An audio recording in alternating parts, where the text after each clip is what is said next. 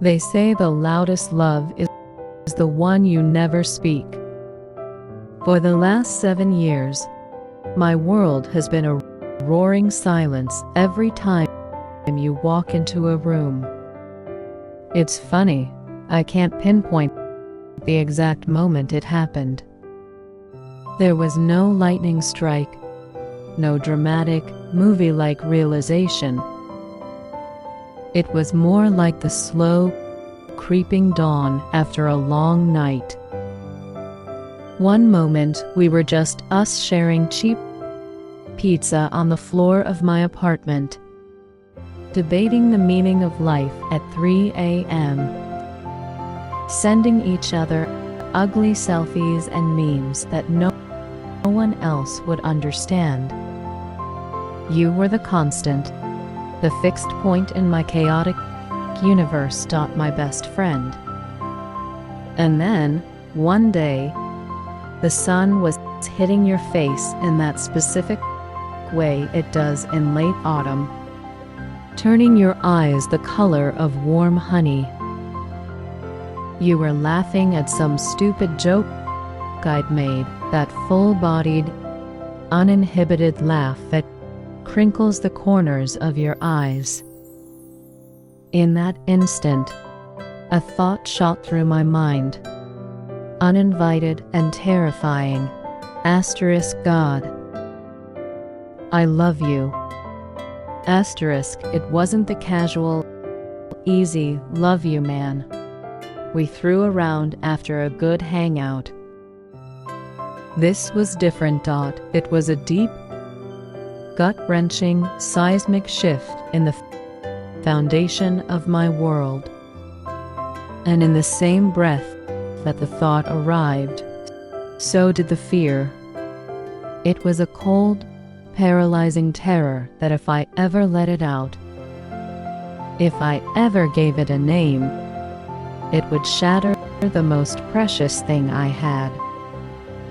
It would shatter us. So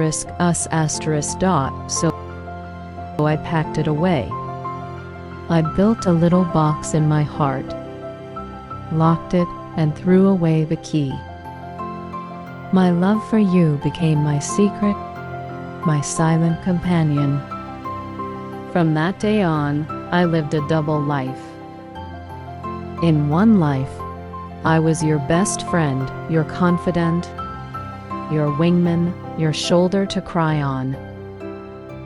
I listened for hours as you talked about the people you were dating. I gave you advice. I helped you craft the perfect text messages. I even met them, smiled, and said, "It's so nice to meet you. You make my friend really happy." Every word was a tiny, paper-cut-like pain in my soul. I would watch you look at them with a light in your eyes that I desperately wished was for me, and I'd feel a part of me just crumble. The hardest part was the proximity. The casual intimacy that friends share became a minefield of exquisite torture. When our hands brushed as we reached for the same thing, my skin would burn for hours.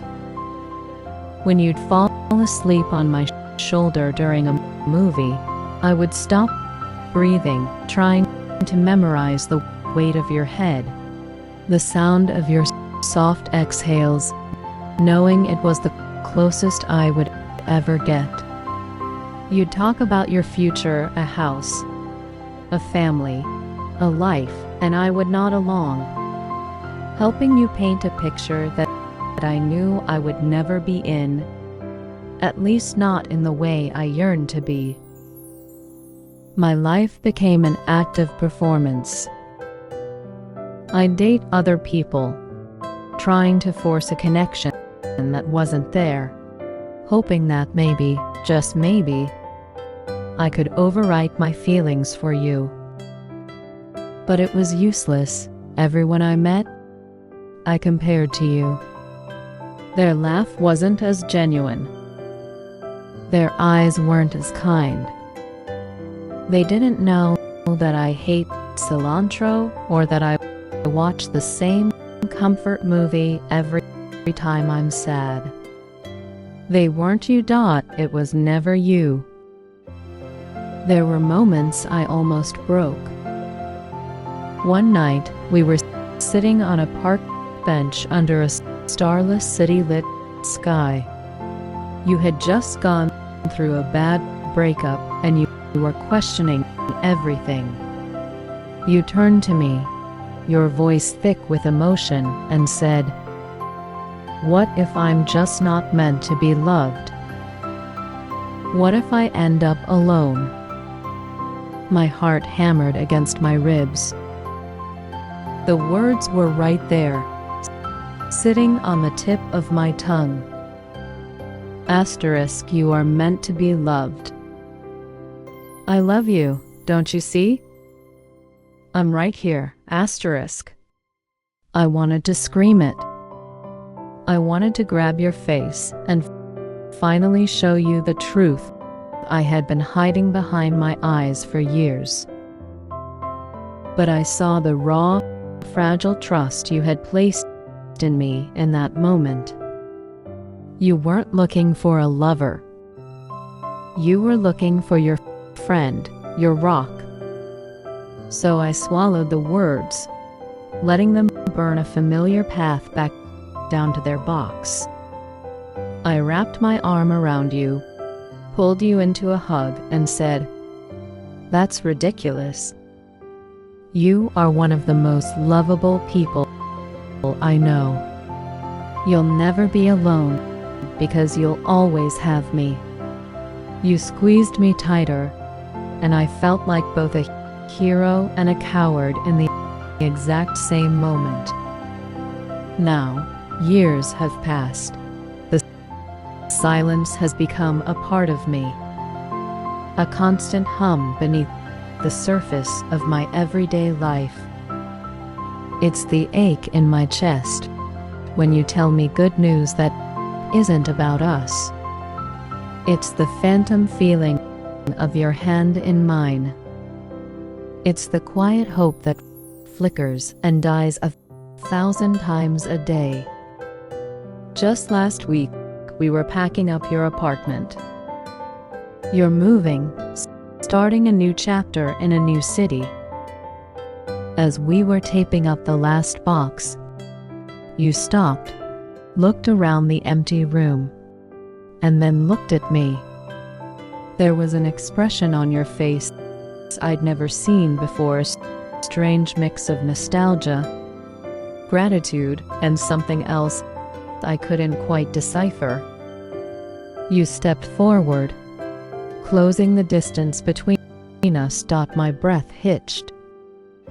For a wild, insane second, I thought, asterisk, this is it. After all this time, this is the moment. Asterisk. You reached out, but not for my hand. You just gently tucked a stray piece of my hair behind my ear, your fingers lingering for a fraction of a second too long on my skin. You looked me straight in the eye, your voice barely a whisper, and you said, "Thank you for everything. I honestly don't know what I would do without you in my life." And then you just went back to the box, taping it shut with a loud, definitive rip. But I'm still standing there, frozen in that moment. That look, that touch. Was it just friendship? Was it a final, unspoken goodbye to what we were? Or was it something more? Was I just imagining it? A figment of my own desperate hope? For the first time in 7 years, the silence feels less like a shield and more like a question I'm terrified to answer. What do I do now?